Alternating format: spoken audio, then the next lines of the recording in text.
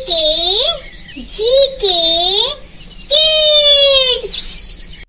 फूलों की राजकुमारी थमलीना की कहानी। कुछ समय पहले एक शहर में एक औरत अकेली रहती थी। उसका अपना कोई नहीं था। इस बात से वह काफी दुखी थी। एक दिन वह अपनी परी दोस्त से मिलने गई और उसे कहा कि मुझे एक बेटी चाहिए। परी ने उसकी बात सुनकर उसे एक बीज दिया और बोली कि तुम इस बीज को तुम अपने घर के एक गमले में लगा देना। परी से बीज लेने के बाद महिला घर पहुंची और उसके बताए अनुसार बीज को अपने घर के गमले में लगा दिया। अगले दिन जब वह गमले के पास गई तो उसने देखा कि उसमें एक सुंदर सा फूल खिला था। वह एक जादुई फूल था जिसका नाम ट्यूलिप था। उसकी पंखुड़ियां आधी ही खुली थी। उस औरत ने जब उस फूल को चूमा तो उसकी पंखुड़ियां पूरी तरह से खिल गई। फूल के खिलते ही उसमें से एक बहुत खूबसूरत लड़की बाहर निकली। वह लड़की फूल की ही तरह बेहद कोमल थी और उसका आकार अंगूठे जितना था। इसलिए उस औरत ने उसका नाम थमलीना रखा। महिला ने थमलीना से कहा, बेटी मैं तुम्हारी माँ हूँ। अब से मैं ही तुम्हारा पालन करूँगी और तुम्हें बहुत प्यार से रखूँगी। यह सुनकर थमलीना भी काफी खुश हो गई और खुशी खुशी उसी घर में रहने लगी। एक दिन थमलीना खेल रही थी। तभी मेढक की नजरें उस पर पड़ी। मेढक ने अपने मन में सोचा कि क्यों न इससे मैं अपने बेटे की शादी करा दूं। यह सोचकर मेढक थमलीना को उठाकर अपने बेटे के पास ले गया। मेढक का बेटा थमलीना को देखकर उससे शादी करने के लिए तैयार हो गया। मेढक ने थमलीना को तालाब के पास एक पत्ते पर रखकर शादी की तैयारियों में जुट गया। तालाब के बीच एक पत्ते में बैठी थमलीना चाहकर भी वहां से भाग नहीं पा रही थी। आखिर में वो रोने लगी।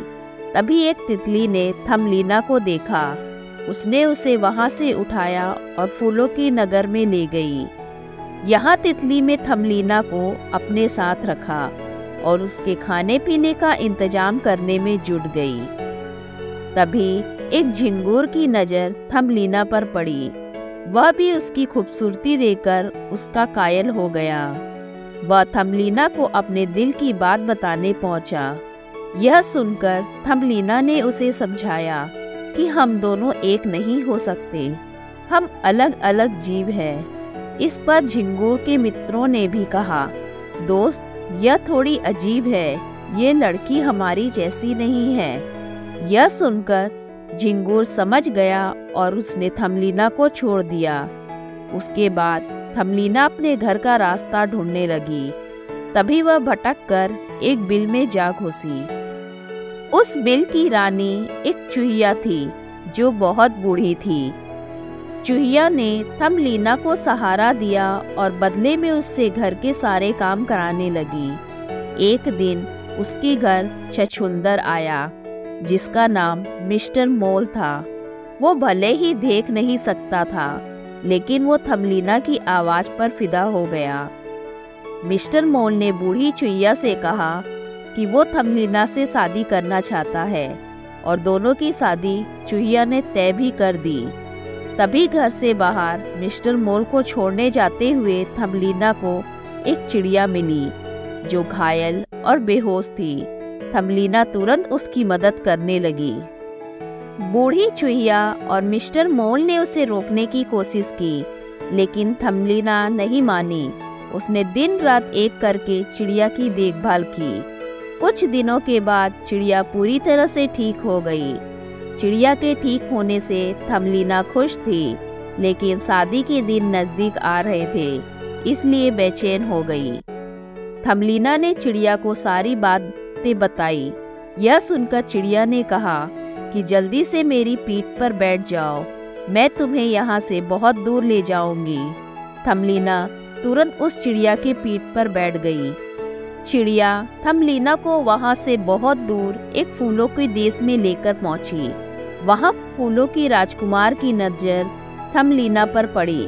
राजकुमार ने उसे देखते ही पूछा, क्या तुम मुझसे शादी करके यहाँ की रानी बनोगी? थमलीना को कुछ समझ नहीं आ रहा था। तभी चिड़िया वहां पहुंची और उसने बताया कि ये फूलों की राजकुमार है और अच्छे दिल के इंसान है। यह सुनकर थमलीना ने शादी के लिए हाँ कर दी। शादी के बाद थमलीना को फूलों के देश से पंख भी मिल गई और थमलीना फूलों की राजकुमारी कहलाने लगी। शिक्षा। इस कहानी से हमें यह सीख मिलती है कि हमें हमेशा दूसरों का भला करना चाहिए। धन्यवाद।